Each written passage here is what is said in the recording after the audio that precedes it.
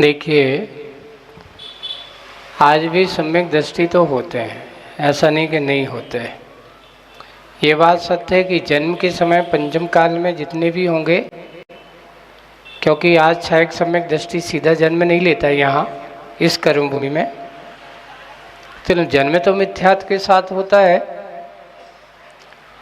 अब सम्यक तो होने में किसी प्रकार की कोई बाधा नहीं है। अब आपका ये पूछना है कि परसेंटेज कैसा होता है, तो ये बताओ, एक व्यक्ति करोड़पति है, आप कह देते हो है ना, एक लखपति है, धनपति तो है कि नहीं है। अब कोई 10 करोड़ का धनपति है, कोई 20 करोड़ का है, कोई 50 करोड़ का है, कोई 100 करोड़ का है। जैसे जैसे संपत्ति हो आएगा तो करोड़पति में ना, लेकिन बैलेंस शीट तो बड़ी होगी कि नहीं होगी। वैसे ही अपने यहाँ ये कहा जाता है, अपने यहाँ सम्यक्त्व में विशुद्धि लब्धि स्थान होते हैं, है ना। तो जैसे जितने जितने जैसे जिसके विशुद्धि लब्धि स्थान होंगे वैसा वैसा उसका सम्यक्त्व भी उसके तारतम्य में देखा जाए। क्षय सम सम्यक दर्शन की विशेषता यही है कि यहाँ पर हमारे अंदर की विशुद्धि लब्धि स्थान, उसकी परिणाम, उसकी क्रिया, उसकी आस्था। तो विशुद्धि लब्धि स्थान आपके जितने अच्छे विशुद्ध है वैसा आपका सम्यक दर्शन भी, अगर आपके कम है तो कम हम भी है सम्यक, तो आस्थावान है, छवि सम्यक वाला है। और छवि सम्यक दृष्टि वाला थोड़ा सा, आज ही हम लोगों ने सुबह पढ़ा, छवि सम्यक दृष्टि की दशा क्या होती है, थोड़ी सी भी बाहरी हवा लगती है जल्दी देनी, नीचे गिरने में देरी नहीं लगती। लेकिन जैसे ही कोई अच्छा समागम मिलता है तो ऊपर उठने में भी देरी नहीं होती। बस इतना ही है कि हम अपने अंदर के विशुद्धि परिणामों के माध्यम से सम्यक्त्व में विशुद्धि लब्धि स्थान होता है, तो उसका बढ़ता है तो ऊपर वाला है, घटता है तो नीचे वाला है, घटना बढ़ना होता रहता है। तो उसमें उस सम्यक्त्व में तारतम्यता, हीनादिकता देखने में कोई हो सकता है। बस इतना ही है कि हम अपने अंदर की और अच्छे विशुद्धि लब्धि बनाए। ये मत कहो कि हम आज सम्यक दृष्टि नहीं है, आज आप भी सम्यक्त्व को प्राप्त कर सकते हो। प्रसाद करने में प्रयास करते रहो। कभी कभार जैसी माता पिताओं की मांग होती है वैसे बच्चे के काम होते हैं। आज हम क्या कर रहे हैं कि अपने बच्चों को इस प्रकार की लाइफ के लिए व्यस्त कर रहे हैं। अगर आप चाहो तो आप बच्चों का स्कूल चयन करने की जिम्मेदारी किसकी है, माता पिता की। बच्चों को पढ़ाने की जिम्मेदारी जब तक तुम्हारे अधीन है, तुम जैसा करोगे वैसा बच्चा करेगा। अब आप अपने बच्चे की टाइमिंग सेटिंग करना चाहते हो तो बच्चा आपके हिसाब से टाइमिंग सेटिंग करेगा। लेकिन हो ये रहा है कि आज हमारे माता पिता स्वयं इतने व्यस्त करना चाहते हैं बच्चों को, स्वयं टाइमिंग नहीं देना चाहते। तो सबसे पहले गलती हमारी है, बच्चों की नहीं है। अगर आपके बच्चों को संस्कार देने का टाइम, या आपको बच्चों को ये कहना है कि बेटा अपन को ये भी करना है, पढ़ना भी है, तो उन बच्चों को ऐसे स्कूलों में बनाओ, इस प्रकार के स्कूलों में उनको पढ़ाओ जिससे कि उनकी दिनचर्या में और उनकी दैनिक क्रियाओं में धर्म के संस्कार के समय भी मिल सके। तो सबसे पहले उन माता पिताओं को भी इस कार्य में विशेष रूप से जिम्मेदारी लेना चाहिए कि हमें अपने बच्चों को कौन से टाइम पे क्या कराना है, कैसे काम उसको कराना है। उसको कोचिंग के समय कोचिंग लाना तो कोचिंग करा सकते हैं, लेकिन आवश्यक कितनी है, आवश्यकता कितनी है, उसके बारे में। धर्म के संस्कार, आज हम मेट्रो सिटी में भागा दौड़ी, आज सबसे ज़्यादा लोगों का समय अगर व्यतीत होता तो 2 से 4 घंटे कहाँ चला जाता, है ना। और यही काम अगर आप सामान्य से नगर में करते तो वो 10 मिनट में ही काम हो सकता था, आना जाना। पर क्या करें, आज हमारा मेट्रो सिटी की ओर ज़्यादा लगाव ज़्यादा बढ़ रहा है, भागदौड़ को हम ज़्यादा पसंद करना चाह रहे हैं। उसी का परिणाम है कि आज हम इसको स्वीकार कर रहे हैं। तो बच्चों को भी हम वैसी लाइफ दे रहे हैं। बच्चों को अगर आप अच्छा लाइफ देना चाहते हो तो अपनी लाइफ को भी अच्छा बनाने की कोशिश करिए। नामकर्म में अपनी जो ऐश कीर्ति नामकर्म का उदय जब होता है, हम अच्छे भाव कर रहे हैं, वर्तमान में परिणाम है, लेकिन सामने वाला जब अपना कर्म का उदय होता तो वो तो निमित्त तुम्हारी निंदा करने के लिए, मान लो कोई भी है, वो तुम्हारी निंदा करने के लिए निमित्त है। कर्म का उदय तो तुम्हारा चल रहा है कि वो निमित्त बन करके तुम्हारी निंदा कर रहा है, आपके कर्म की उदीर्णा कराने में कारण बन रहा है।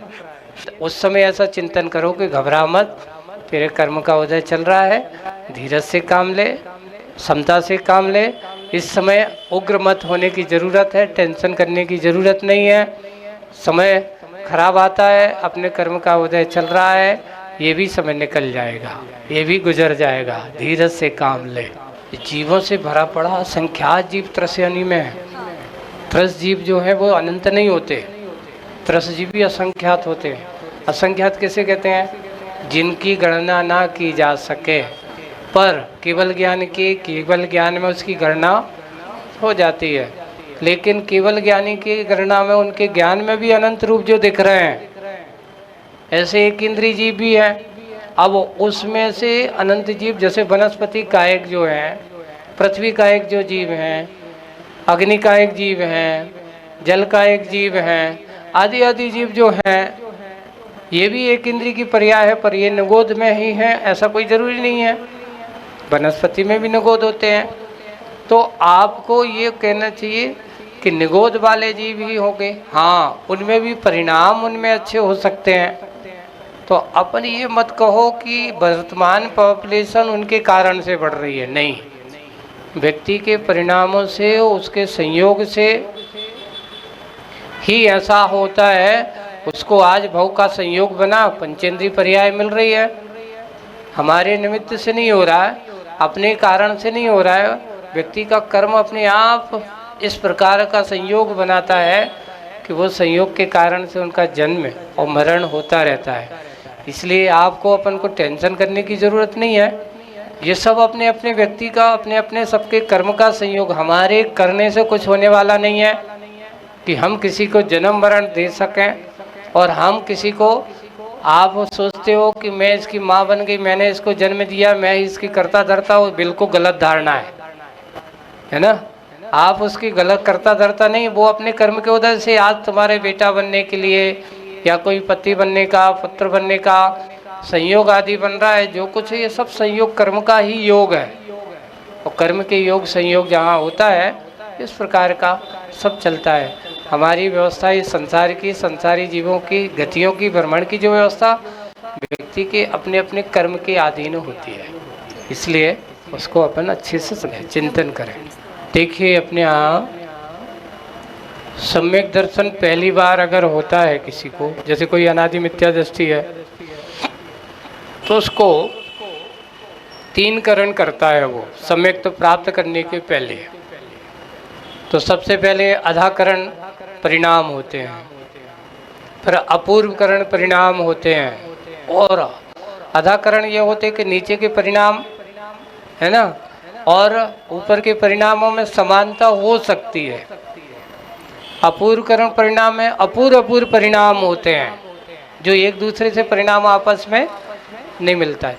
तो यहाँ पे क्या हो रहा है कि एक सम्यक दृष्टि जो है, वो सम्यक दृष्टि जब आपस में मिलने की कोशिश कर सम्यक की ओर कदम बढ़ाता है, तो उसके परिणामों में विशुद्धता देखने को मिलती है। क्योंकि सम्यक दर्शन की ओर बढ़ रहा है, तो उनको पहले उन कर्मों के जो विख्यात रूपी आदि कर्म हैं, है ना, उन कर्मों को दबाता जा रहा है। अभी प्रथमोपसम, पहली बार सम्यक्त होने वाला जो सम्यक्त है उसका नाम प्रथमोपसम, और अंतिम करण जिसका नाम अनिवृत्तिकरण, जिनकी वृत्ति ऊपर से मिल भी सकती है और नहीं भी मिल सकती है, यानी परिणामों के अंदर के खेल के गढ़े थे ये, आपको हम कोई गढ़ से हल करके नहीं दे सकते।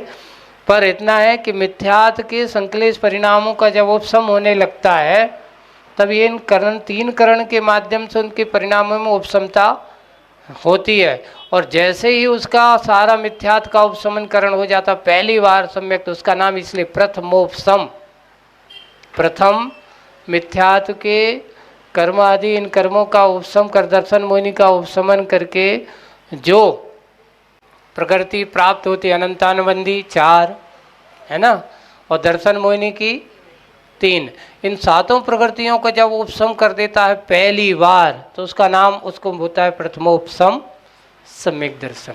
गजमोती वगैरह जो हमारे चढ़ाते जाते थे तो पहले हमारे ऐसे गज होते थे जिनके गंडस्थल आदि में होते थे और वो मोती वगैरह उनको स्वाभाविक नेचुरल बनते थे।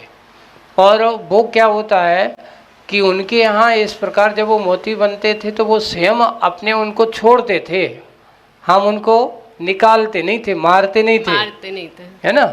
तो ऐसे जो गजमोती वगैरह होते थे ऐसे लोग राजा महाराजाओं के बड़े बड़े यहाँ उनके यहाँ रहते थे। तो वो गजमोती उसको चढ़ा तो इसमें है। जैसे कि अब आप कहते हो कि ऊन जो होता है वो छोड़ता नहीं है। जैसे मयूर पिच्छी आपने अभी बात कही, मयूर पिच्छी क्या है, वो पंख अपने आप क्या करती है, छोड़ती है ना। कभी ऊन जो होता है भेड़ कभी छोड़ती है नहीं छोड़ती, उसको क्या करना पड़ता है, निकालना पड़ता है ना। तो निकालना पड़ता है तो इस कारण से उसको हो सकता है निकालते समय उसकी इच्छा नहीं है और तुम जबरदस्ती क्या कर रहे हो, उसको निकाल रहे हो। और बाल को एक मल कहा, ये मल नहीं है ना।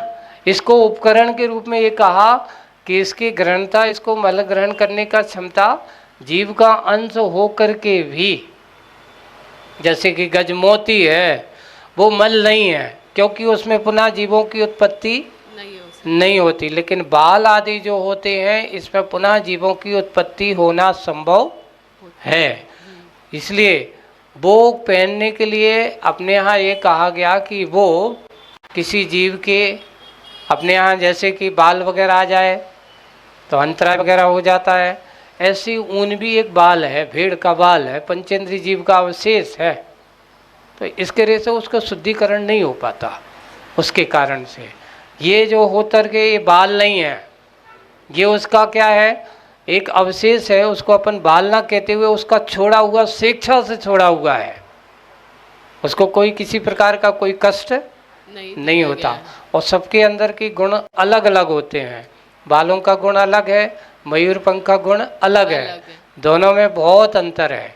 एक की मृदता कभी एक सीमा तक समाप्त नहीं होती, पर बाल जो होते हैं उनकी मृदता उनमें कभी बन नहीं इस नहीं बनते। अब अपन जो बनाते हैं किसी के साथ करते हैं तो उन बालों को अलग कहा।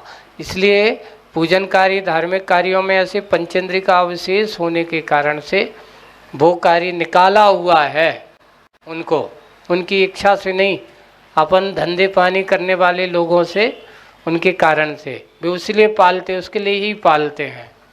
और हमारे जो पंख वगैरह जो होता है वो नेचुरल स्वच्छंद उड़ने वाले पक्षी जो होते हैं उनके ही अवशेष वगैरह। जैसे मुनि महाराज जंगल में रहते थे पहले, तो वहाँ जंगल में मयूर वगैरह ना छोड़ी, वहीं पंख मिल गए। पहले आज अपन पिछी परिवर्तन और ऐसा करने लगे, पहले कहाँ, जहाँ देखा कि मिल गए पंख मिल गया वहीं पिछी को लिया, वहाँ बांधा, अपने काम किया, परिमार्जन करने का काम किया, बस हो गया। उसकी तरह होता ही है कि उनके किसी प्रकार की जीवों की कोई प्रार्थना है। इसके बारे में इतनी मृदुता होती है कि अगर आपकी आंख में कोई कचरा चला जाए तो मयूर पंख को आपकी आंख में डाल दिया तो आपकी आंख में असर नहीं होगा कि मयूर पंख मेरी आंख में, कचरा का असर तो दिखेगा लेकिन मयूर पंख आपकी पुतली पर चुभन भी नहीं होगी, इतनी मृदु होती है। तो ऐसा, पर बाल के साथ ऐसा नहीं है। तो दोनों का एक स्वेच्छा से छोड़ा हुआ है और एक को जबरदस्ती निकाला हुआ है, वो पीड़ा के कारण से उसको नहीं कहा जाता। गाय को कभी भी जैसे जबरदस्ती अगर आप निकाल दो, जैसे आज मशीनों से निकाला जा रहा है, इंजेक्शन निकाल करके निकाला जा रहा है, वो दूध बिल्कुल उपयुक्त नहीं है। जबरदस्ती अगर पीड़ा दे करके कर रहा हो तो आपके लिए गलत है। और सहज रूप में जो उसको किसी प्रकार की कोई पीड़ा नहीं होती, उस गाय से अगर आप उसको दूध निकालते हैं, उसको कोई पीड़ा नहीं होती है, तो ऐसी कोई दिक्कत नहीं है। दूध को कभी अवक्ष नहीं कहा है ना। अपने यहाँ नीति शास्त्रों में अब वर्तमान में थोड़ा सा लोगों की साइकोलॉजी बढ़ रही है और तरह तरह के चिंतन चल रहे हैं, पर ये चिंतन हमारी भारतीय संस्कृति से ठीक नहीं है। ये पाश्चात्य संस्कृति वालों की इस प्रकार के सोच हो सकते हैं कि दूध भी एक मांसाहार है। दूध कभी मांसाहार नहीं हो सकता, लोगों की सोच हो सकती है, पर हमारे यहाँ सांस्कृतिक रूप से उसको मांसाहार नहीं कहा। कि जैसे मान लो किसी ने इस भाव में किया, मनुष्य भाव में, है ना, और पहले उसने आयु का बंध कर लिया, है ना, देव आयु का बंध कर लिया पहले, तो वो जाएगा देव भाव में, फिर वहाँ से आएगा तो दूसरे भाव में उसको वहाँ से आकर के अब उसमें भी स्थिति अनुभाग देखना पड़ेगा उसका। तो हो सकता है आने वाले मनुष्य भाव में उसका उदय हो सकता है उसी भाव में, और अगर ज़्यादा है उसके स्थिति अनुभाग देख करके या जो इस करना, तो अगले भाव पुनः एक भाव अगर ऐसा है तो 2-3 भाव का भी ऐसा मिलता है। अगले भाव में ही तीर्थंकर बने ऐसा कोई जरूरी नहीं, बद्धा है इसकी अपेक्षा से। हाँ, किसी देव यहाँ से किसी ने बंद किया, देवों में गया, पुनः यहाँ जैसे हमारे जितने भी तीर्थंकर हैं प्रायकर सभी तीर्थंकर विदेश क्षेत्र से वहाँ पर उनका जन्म हुआ, वहाँ से उन्होंने तीर्थंकर प्रकृति का बंद किया और जा कर के देवों पर पहुँचे, वहाँ से आकर के फिर यहाँ पर कर्मभूमि के तीर्थंकर बने और मोक्ष से चले जाते हैं। तो उनका ऐसा भाव हो सकता है। चारों अनुयोग में उन्होंने सारे के सारे भाव बता दिए कि ये चारों अनुयोग से बाहर मति श्रुत ज्ञान आदि नहीं है। सारे अनुयोग, सारे इन द्रव्यानुयोग है, चरणानुयोग है, करणानुयोग है, प्रथमानुयोग है, उसमें लिखा है, देखिए आपको जब उनकी एक गाथा को अपने तो उन्हें पहले कहा प्रथमानुयोग, प्रथमानुयोग मर्था ख्यानम चरितम प्राणमपि पुण्यम बोधि समाधि निदानम बोधति बोधा समीचीना, ऐसा शब्द दिया है। तो प्रथमानुयोग को क्या कहा कि जो हमारे पुराण पुरुषों का चिंतन करते हैं, उनके किए हुए कर्म पर विश्वास रखता है, उनके मार्ग पर चलता है, बोधि समाधि निदानम, सबसे पहले किसकी प्राप्ति? बोधि। बोधि अनर्थात सम्यक ज्ञान, मति ज्ञान भी मिलेगा, शुद्ध ज्ञान भी मिलेगा, अच्छे से चलो तो अवधि ज्ञान भी, अगर संयम के साथ चलो तो अवधि ज्ञान के पात्र भी बन सकते हो, और मनापर्य ज्ञान भी। बोधि समाधि निदानम, वह प्रथमानुयोग बोधि समाधि का निधान है। ऐसा आज का समय अपना यहीं पर पूरा होता है।